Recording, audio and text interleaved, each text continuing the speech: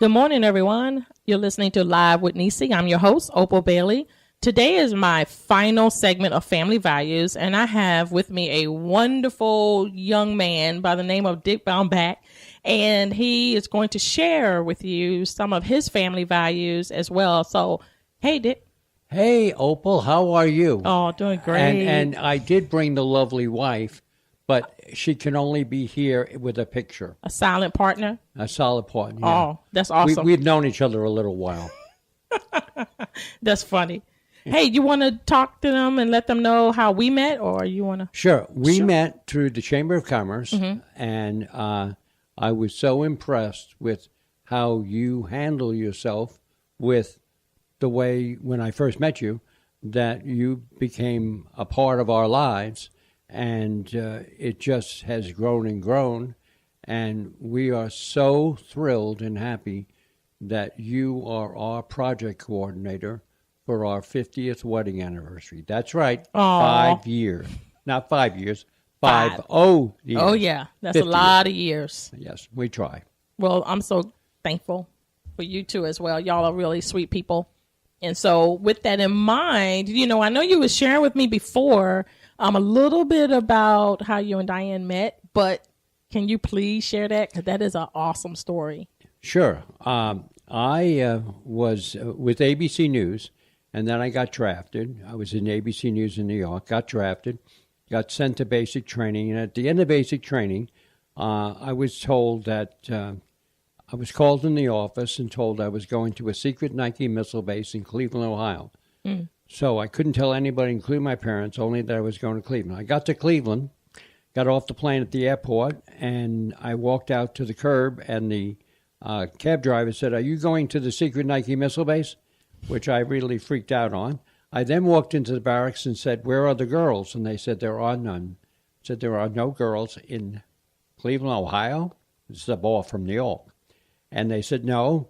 So I went to my lieutenant the next weekend and said, "Sir, I would like to have dances and mixers for these gentlemen since they can launch missiles to destroy the world." And he said, "That's a great idea. Here are the keys." And I ended up going to a nursing school where Diane was working. And I went in and made my proposal to the director of nursing. And she said that I had to talk to a Miss Taft.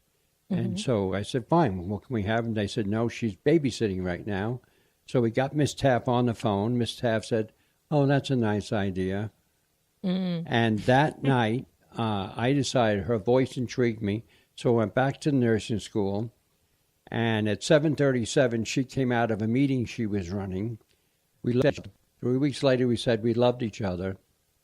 And then in April of 1966, we got engaged, and we got married September 10th. Wow. All because of her voice. All because of her voice, and I was intrigued by her voice, and I just wanted to see what this young lady looked like. Wow. So your heart went pitter-patter and... My heart went pitter-patter, and hers went pitter-patter, she told me today. And so we pitter-pattered away, and and then, and the other part of it, and really how God works in your life, we got engaged in April, and then I got orders for Vietnam. And we were devastated because we were going to get married in September. And the next thing that happened, I got called into the office and told the orders for Vietnam were being canceled. I was going to Korea. Well, we were still devastated because you had to be in the country for 6 months, and I wouldn't be back for my own wedding. So I went over, and as God had it, I ended up working for the commanding general of 8th Army in U.S. Forces Korea, and he took a liking to me. And he asked me at the end of the first week if I had any problems. And I said, "No, I just was supposed to get married." And he said, "Well, do you love her?" I said, "Yes, sir." He said, "Put your work in. You can go home and marry her."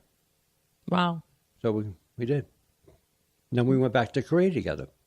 Wow. And so you've been together ever since? Ever since. Except we, obviously, business-wise and everything. Yes, sir.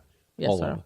Yeah. So, and she brings out the best in me, and hopefully we pass that on to our kids. and grandkids, and everybody's happy. We just made a commitment.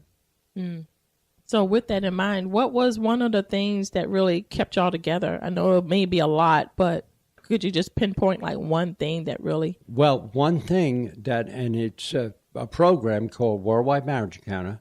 What happened is this was in 1974, and we were married at that point 7 years. Let me see, 8 years. Sorry, 8 years. Diane had told me on a Friday afternoon that if we did not get our act together, we were going to have to figure out a way that we could split up. And it's like, wow. Well, on Monday, because I was freelancing for a Catholic publication, I got a phone call that I was to cover this event. So I called the priest up, and he said, yeah, come, I want you to cover the event. And then he called back and he said, why don't you have your wife come? I said, we have 2 little kids. We can't come. And he said, okay. He calls the next day. He doesn't even know me. And he says, why don't you and your wife come for dinner? And I said, Father, I'll ask her, but, So I asked Diane, and she said, yeah, I've never been to a rectory. What the heck? Let's go. So we go. The end of dinner, he says, you guys would be great for marriage encounter. He knew he didn't know we were having problems. And so we said, what's that? So he said, well, I'll tell you about it after it. We covered the event, finished the event. This couple come over and said, we understand you're going on a marriage encounter weekend. I said, no. Wait, no. Said, oh, well, Father said you were. Well, and we ended up on that weekend. 3 weeks to the day later was our weekend, and it changed our life. Wow. And that was 42 years ago. So was it a class that you? It was a weekend where you learned how to communicate with each other, and that both husband and wives have feelings, and women can share their feelings more easily than men. But when guys figure it out, it's like, okay, I have feelings too. It brings them together. And in fact, our kids always will say they saw a difference in us. They didn't understand what the difference was, but they saw a difference in us. Wow, that's wonderful, Dick. Yeah. That's amazing. Well, just another strange part of life. So with that in mind, how did you and Diane come to be a part of Marriage Encounter? Because I believe y'all also became a part as well. Even what happened is, so after that weekend, on the Tuesday night, we get a phone call asking us if we would consider becoming a team couple for Marriage Encounter, which means presenting team. And we were like, 3 weeks ago, we were. I remember flying down the stairs to Diane because we had the 2 in-house phones at that time. We won't say how long ago that was. And so anyway, we became a team couple, and we were very active until 1984 when our kids went into high school, and then we stepped back. And then in 2000, all we wanted to do was just go on another weekend, just be quiet. Well, we were asked again, and we ended up becoming leadership for the Southeast and North America and everything else. Wow. And so are y'all continuing that now? Is that still we are continuing our role as public relations, media relations coordinators for Marriage Encounter for North America and internationally. But we've stepped back from actually presenting weekends because we want younger people now, Not that we're older or anything. Right.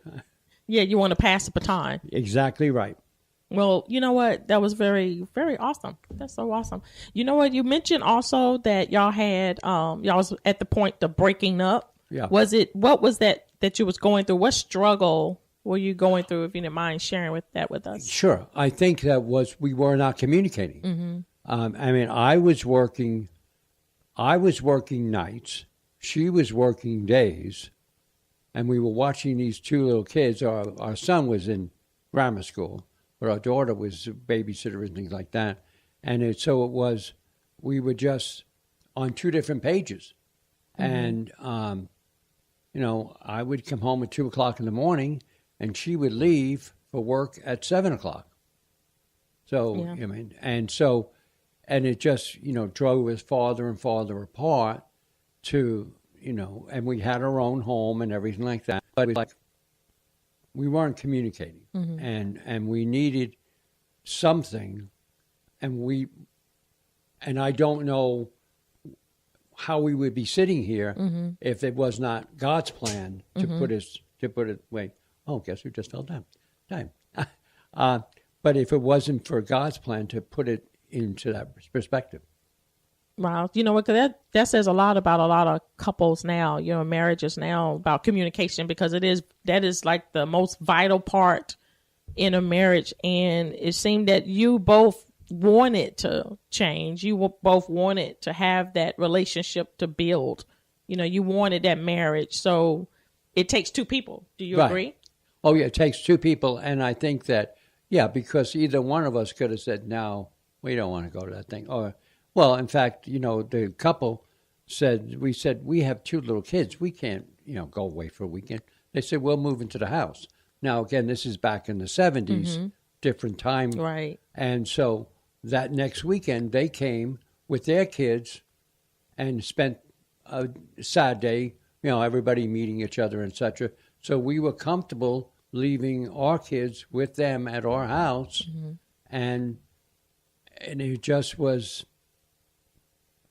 We have said so many times, in God's plan, that were to occur in our lives, and I think it was that we were committed and focused on making things happen, making it right. That's what I was going to ask you. What you think that was like that driving force behind that, and that was commitment and focus, because you wanted to do that. You wanted to stay together. So you did whatever you needed to do. Right. So what would you say to someone who maybe have gone through the same thing with, lack of communication, going to different directions, busy lifestyle? What would you tell them if the partner is opposite of you, don't want to do anything, or if they don't want to do anything, then you have a difficult time. I think it's really exploring programs and seeing, even if there's a half a day program, or just to see if you can get on the same page, because everybody goes through issues. I mean, it's not just one or two people; it's everybody, and so you just really say to each other, do we want to continue on this path? And I think, people say, wow, you guys are almost married 50 years now. Wow, that's amazing. Because now it seems that people are saying, well, I'll stay together for an hour and a half and then I'll do something else. Well, you can stay married if you communicate. And my strongest belief is that if guys share feelings with their spouses, because the woman understands the feelings. The guy is like, what? Because, it's a hard time. It's hard for them to express their feelings. Right. Because especially if you grew up back in the era that we grew up in, that men were to take care of the family. Right. Whatever issues going in the family, it stayed in the family. That's right. The man, you deal with what you deal with. You don't cry. You don't show no emotion. You just go to work and provide.